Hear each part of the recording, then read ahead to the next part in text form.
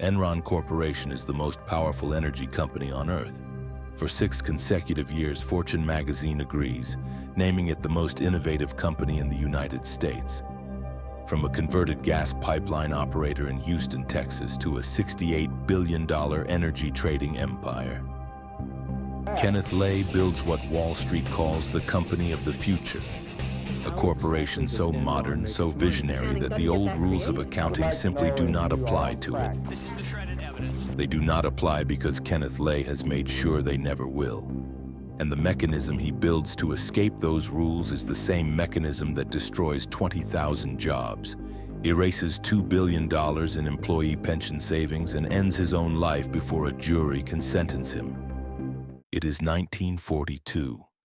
Tyrone, Missouri is a town so small it barely registers on a state map, a cluster of farms and a Baptist church 2 hours south of Kansas City. Omer and Ruth Lay are a preacher and a housewife raising 3 children on an income that fluctuates with the season and the congregation. Kenneth Lee Lay is born on April 15th into a household where financial insecurity is the permanent condition. The family moves repeatedly through rural Missouri, Rushville, Otterville, Gallatin, chasing better land, better rent, better luck. There is never quite enough of any of it. The defining texture of Lay's childhood is the distance between where he is and where he believes he is supposed to be. He is intelligent, he is ambitious, and he is surrounded every day by the concrete evidence of what it means to have nothing. That distance will drive everything he builds. It will also explain everything he hides. Kenneth Lay earns a bachelor's degree in economics from the University of Missouri in 1964 and a PhD in economics from the University of Houston in 1970. He is the first person in his family to attend college. The credential matters to him in a way that goes beyond professional qualification. It is proof of transformation. Between degrees, he serves as a Navy officer and spends 3 years at the Federal Power Commission in Washington, D.C., learning from the inside exactly how the government regulates the energy industry. He studies the levers, he maps the pressure points, he memorizes the gaps.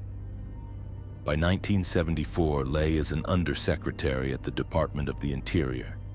He is 32 years old, already well connected in Washington's energy policy circles, and absolutely certain of one thing. The natural gas industry is over-regulated, artificially suppressed, and poised to explode the moment the government steps back. In 1984, Lay is named chairman and CEO of Houston Natural Gas. 1 year later, he engineers the merger that creates Enron Corporation. He is 43 years old. The machine is assembled. Now it needs a purpose. Lay is about to invent one. It is 1989. The Natural Gas Wellhead Decontrol Act passes Congress, deregulating the price of natural gas. For a company that owns pipelines, this is significant. For a company that trades natural gas contracts, it is a license to print money. Lay sees what almost no one else sees.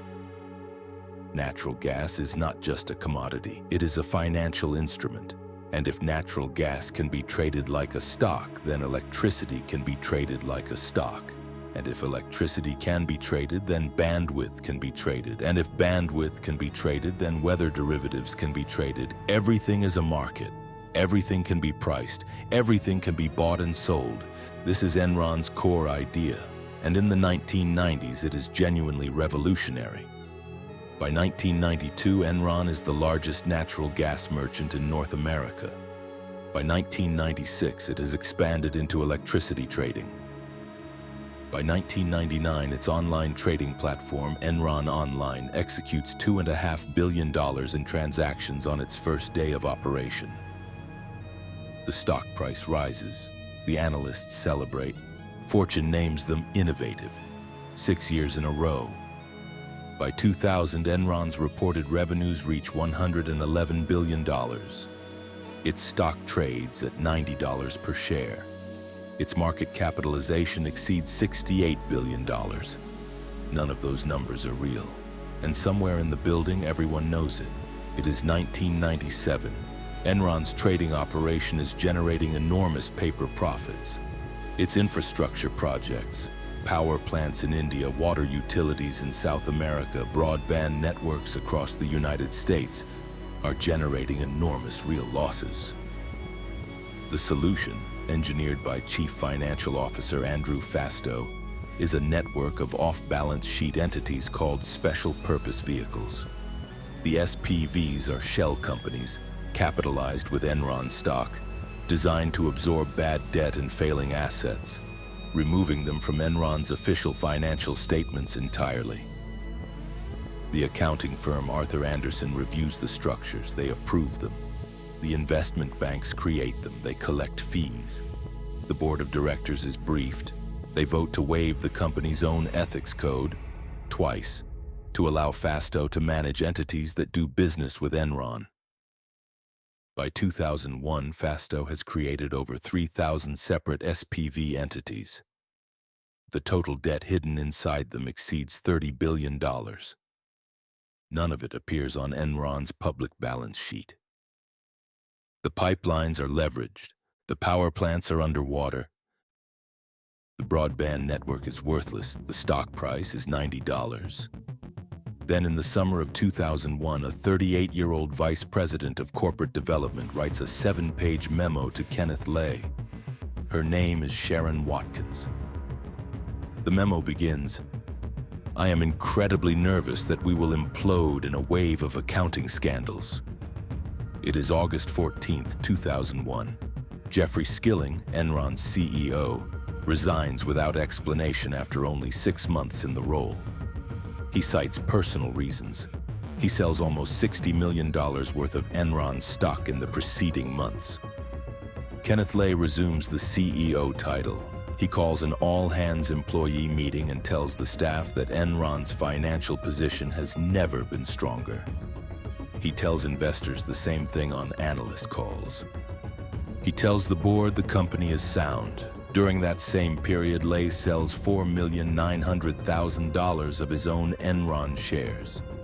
Through a mechanism that allows him to repay personal loans to the company in stock, receive cash back, and avoid triggering the public disclosure requirements that govern standard open market sales.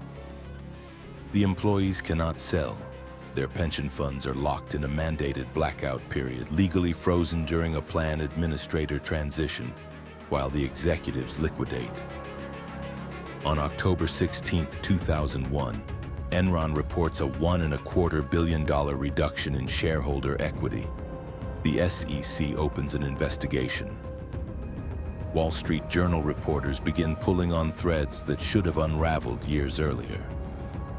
On November 8, 2001, Enron restates its earnings for the previous 4 years, erasing $586 million in previously reported profits. The restatement confirms what Watkins had written 3 months earlier. The stock falls to $1. The credit rating collapses to junk. The banks withdraw.